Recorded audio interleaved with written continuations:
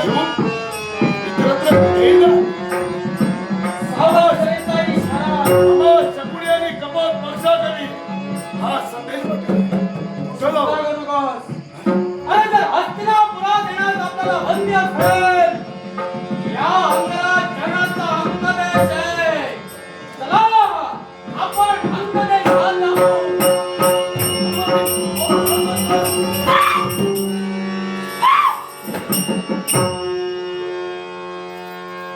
उचललेली पावलं जागच्या जागी स्थिर करा म्हणते.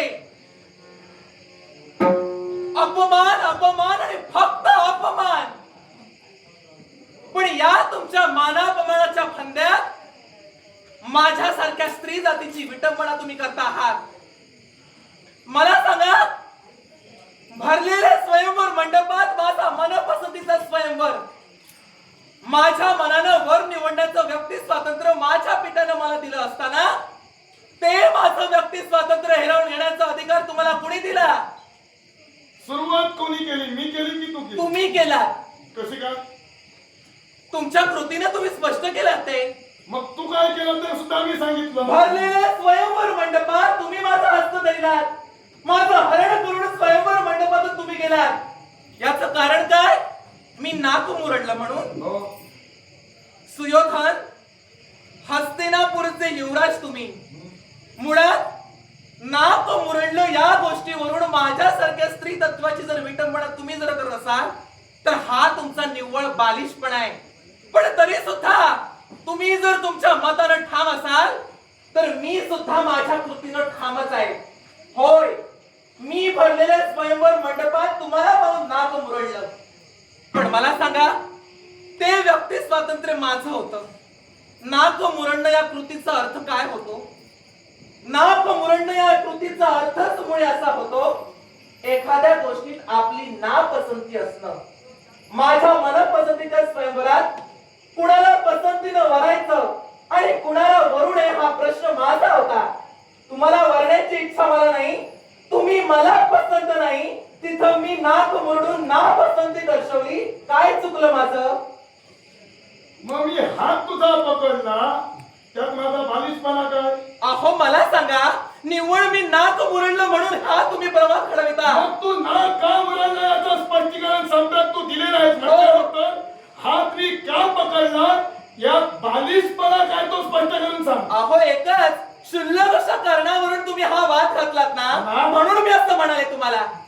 भानुमती, मी सहज नाक मुरडलं, केवळ इतरत्र कोणताही हेतू माझ्या मनी नव्हता. हे जर तुझ्या मुखातून शब्द बाहेर पडले असते तर मी माझा बालिशपणा मान्य केला. तुझ्या मुखातून शब्द काय बाहेर पडले? नाक मुरडणं याचा अर्थ एकच होतो की ती व्यक्ती मला पसंतीस न येणं किंवा त्या व्यक्तीबद्दल मी नकार दर्शविणं. मग नकार जर का दर्शवायचा होता तर नाक मुरडण्या व्यतिरिक्त किंवा ज्याला तू वरायचं होतं त्याला सुद्धा वरू शकली असतीस. काय बोल? ज्याला वरायचं होतं म्हणजे ज्याच्या कंठी वरमाला घालायची होती त्याच्या कंठी वरमाला घालू शकली असतीस. मग ज्या ती हस्तिनापूरच्या युवराजाला तिथं निमंत्रण देऊन अपमानित केला, काय अधिकार बसतो अपमानित करण्याचा? अपमान करण्यासाठी आम्ही तुम्हाला निमंत्रण दिलं नाही. देशोदेशीच्या राजकारत्यांना स्वयंवराचं निमंत्रण देणं हे आमचं कर्तव्य होतं. ते कर्तव्य आम्ही तिथं केलं. पण कळत नकळत मी तिथं चुकलंही असेल. कळत नकळत मी नाक म्हणून तिथं चुकलंही असेल. नाही म्हणत नाही मी मगाच स्पष्ट करून सांगितलंय. पण याचा अर्थ तुम्ही माझा हात धरून त्या स्वयंवर मंडपातून फरफटत ओढत आणून माझ्या बाबतीत तुम्ही दुराचार करत नाही आहात का? तुझ्या मतावर तू आधी ठाम उभी राहा. पूर्णपणे ठाम आहे हो मी. तुझं मत हे डळमळीत वाटू लागलं. कसं काय मला सांगा तुम्ही? तू एकदा सांगतेस माझ्या पसंतीस आला नाहीस म्हणून नाक मुरडलं. आता सांगतेस मी नाक मुरडलंही असेल. काय ते आधी ठाम ठरव मग आपण बोलू. मी काय बोलले हे तुमच्या ध्यानी आलं नाही. तू बोलते कारण या सगळ्या प्रमादात तुम्ही संभ्रमित झाला आहात म्हणून माझ्या वक्तव्याचा थेट अर्थ तुमच्यापर्यंत पोहोचला नाही. मी अजून किती संघर्षासाठी उभा राहिलो तर मी संभ्रमात होणारा नव्हे. मग तुम्ही असं का म्हणाला? मी इथं जो पाय घट्ट रोवलेला आहे तो तेवढ्या ताकदीनं उभा आहे म्हणून रोवलेला आहे. मी सुद्धा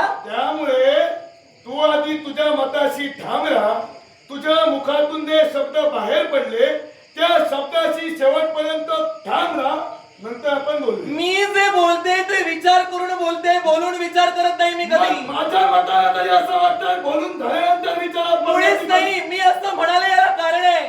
कारण मी जी कृती केली ती नापसंती दर्शविली. हा जर तुमच्या मतानं अचूक किंवा अयोग्य निर्णय असेल तर मी कळत नकळत चुकलेही असेल. म्हणजे माझी कृती तुमच्या मतानं चुकलीही असेल, पण याचा अर्थ तुम्ही असं कृत्य करावं हे अपेक्षित नव्हतं मला. तुमच्या मताला जर का स्वयंवर मंडपाच्या ठिकाणी येऊन सहज नकळतपणे तुमच्या हातून जर का चुका घडू शकतात, मग त्या चुका निदर्शनास आणून दिला हे आमचं चुकलं की का? अहो, भरलेल्या स्वयंवर मंडपात माझं हस्त धरून तुम्ही फरफडत ओढत घेऊन आला, ही तुमची कळत नकळत चूक झाली. मग भरलेल्या स्वयंवर मंडपात नाक मुरडलं हे कळत नकळत झालं की का? नाही सुयोधन, मग तुम्ही तुमच्या तत्वाची बाजू मांडता आहात. तुम्ही तुमच्या तत्वाची बाजू मारता. मुळीच नाही. मी तुम्हाला शेवटपर्यंत एकच सांगेन, काय रे? जिथं मी तुम्हाला वरत नाही, जिथं तुम्ही मला पसंत नाही, तिथं हा अट्टास काही कामाचा नाही. मला फक्त एक सांगा, काय रे? माझा हस्त धरून तुम्ही इथं फरफडत ओढत घेऊन आला, आता याच्या पुढे तुम्ही काय करणार? याच्या पुढे एकच, जर ती स्वयंवर मंडपातून तुला इथवर घेऊन आलं, हा, आता त्याच्या पुढची जबाबदारी माझी. कसली? याच्या पुढे हस्तिनापुरात घेऊन जाईल, नपेक्षा इतरत्र कुठेही घेऊन जाईल. सौभाग्यात अर्धांगिनी म्हणून तुला याच्या पुढे मी ठेवीन. मला गरज नाही. काय? तुमच्याशी लग्न करण्याची मला गरज नाही. या तत्वाची तू ठाम आहे. मला जर लग्न करायचं असतं तर तेव्हाच तुमच्या कंठी माळ घातली असती. पण असंही धरून तुम्ही जर मला हे सांगत असाल तर मी एकच तुम्हाला सांगेन, ही तुम्ही कृती केला ती चुकीची कृती केला, आणि या कृतीचा पश्चाताप मी तुम्हाला घडवून इच्छित ए, नाही. भानुमती, पश्चातापाच्या गोष्टी या सुयोधनाला शिकवू नकोस. मुखातून शब्द माझ्या काय बाहेर पडले? ज्या ती स्वयंवराच्या ठिकाणाहून तुझे पुन्हा सांगतोय, हा, ज्या ती स्वयंवराच्या ठिकाणाहून तुझा हस्त पकडून मी इथवर घेऊन आलो, अर्थात तुझ्याची विवाहबद्ध होणं मला क्रमप्राप्त आणि कर्मप्राप्तच आहे. मग मी आणि या तत्वाची मी ठाम आहे. तुला लग्न करायचं नसेल तर तसं सांग. मी सुद्धा माझ्या तत्वाशी ठाम आहे. हा. कारण ज्यानं माझ्या स्वयंवर मंडपात येऊन हा सगळ्या स्वयंवर मंडपाचा विध्वंस केला, ज्यानं माझ्या जीवनाची अशी दुर्दशा केली, त्याला मी वरणार नाही. बरोबर लागेल. नपेक्षा याच्या पुढे तुझ्याकडे पर्याय काय दुसरा असेल तो ही तरी जबरदस्ती झाली तुमची सरळ सरळ. वरावं लागेल म्हणजे काय? काय शब्द प्रयोग वापरला? हो, वरावं लागेलच याचा अर्थ काय? याचा अर्थ- तुम्ही माझ्यावर सक्ती करता आहात. ती करतोयाच्या मुळाची मग काय? करतात ना? भानुमती, एका राज्याची तू युवराज्ञ आहे. नक्की. समजून न समजण्यासारखं करू नकोस. कसं काय? एखाद्या सर्वसामान्याच्या मुखातून हे शब्द बाहेर पडले असते मान्य केलं असतं. कारण भरल्या स्वयंवर मंडपाच्या ठिकाणाहून तुझ्या हस्ताला धरून मी घेऊन आलो, याचा अर्थ उपस्थितातील एकही तुझ्याशी विवाहबद्ध होऊ शकत नाही. नाही कुणी माझ्याशी विवाह केला तरी चालेल. हा? मी मानी मनाची आहे. मी भानुमती आहे. मी माझं स्वातंत्र्य कुणालाही हेरावून घेऊ देणार नाही. ठीक. माझ्या स्त्री तत्वाची रांगोळ झाली तरी चालेल, पण तुमच्या ताटाखालचं मांजर मी होणार नाही. तुमची सक्ती माझ्यावर करून मी माझ्या मनाविरुद्ध तुमच्याशी विवाह करणार नाही. इतरत्रांनी कुणी मला वरलं नाही तरी चालेल. आज जन्म अविवाहित राहून मी माझं जीवन पूर्णत्वास देईन, पण तुमच्या या पोकळ धमकीला जुमानून मी तुमच्याशी विवाह करणार नाही. लग्न करणार नाहीस या तत्वावर तू ठाम आहेस? पूर्णपणे. लग्न जर का करायचं नसेल, मी जी माझ्याकडून ती कृती घडली त्या कृतीला पूर्णत्वास देण्यासाठी मी तयार आहे. मला तुम्ही जायला सांगता. तुझी जर तयारी नसेल तर तू जाऊ शकतो. ओ, मी निश्चितच माघारी जाणार आहे, पण मी मगाच म्हणाले मी भानुमती आहे. भानुमती आहे. सहजासहजी एखाद्याला मी सोडत नाही. तुम्ही जर माझ्या जीवनाची अशी दुर्दशा केली असेल तर माघारी जाईन ती केव्हा? तुमच्या जीवनाची विटंबना करेल तेव्हाच माघारी जाईन. एवढी हिंमत येते कुठे माझ्या येते कुठून? अहो, या स्त्री तत्वाचा हुंकार काय आहे ते तुमच्यासारख्या पुरुषाला कळलं मी नाही. एक लक्षात मी ठेव. सांगते ना काय? तोपर्यंत भान ठेवू नये, तोपर्यंत ठीक. मी जर का बेभान झालो तर मी समोर कोण आहे याची मी गय करत नाही. मला सुद्धा त्याची गय नाही आणि मी सुद्धा त्या गोष्टीचा विचार करत करत नाही. मग? माझं तत्व फक्त एकच आहे. तुम्ही जर माझ्या मनाविरुद्ध आहे असं ठरवत असाल आणि आता तुम्ही मला माघारी जायला सांगता, माघारी मी कशीच जाणार नाही. जिथं माझी सखी माझ्यासाठी प्राणपणे लढते तिथं मी हात हलवत आता माघारी जाणार नाही. ही भानुमती आणि या भानुमतीचे पराक्रम काय हे कदाचित तुम्हाला ज्ञात नसते. परिपूर्ण पराक्रम तुझे मला ज्ञात आहे. हो ना? आणि म्हणूनच भानुमती आतापर्यंत मी माझं भान ठेवून बोललो. कारण तुझ्या अंगी असलेलं शौर्य सामर्थ्य, तुझ्या अंगी असलेले पराक्रम हे मी पाहिलेले आहे. नव्हे तर मी कर्णापकानी शतकानी वार्ता ऐकलेली आहे. त्यामुळे तुझ्या मी पराक्रमांना केव्हाही दोष देणार नाही. आतापर्यंत तुम्ही माझे फक्त पराक्रम पाहत आलात. आता प्रत्यक्ष त्याचा अनुभव घ्या. एखादी स्त्री जेवढी शांत शीतल निर्मळ दिसते ना, जर तिच्या स्त्री तत्वावर जर कोणी घाला घालायचा प्रयत्न केला तर बांगड्यांचं वजन पेलणार हे मनगट हाती शस्त्र घेऊन उभं राहतं.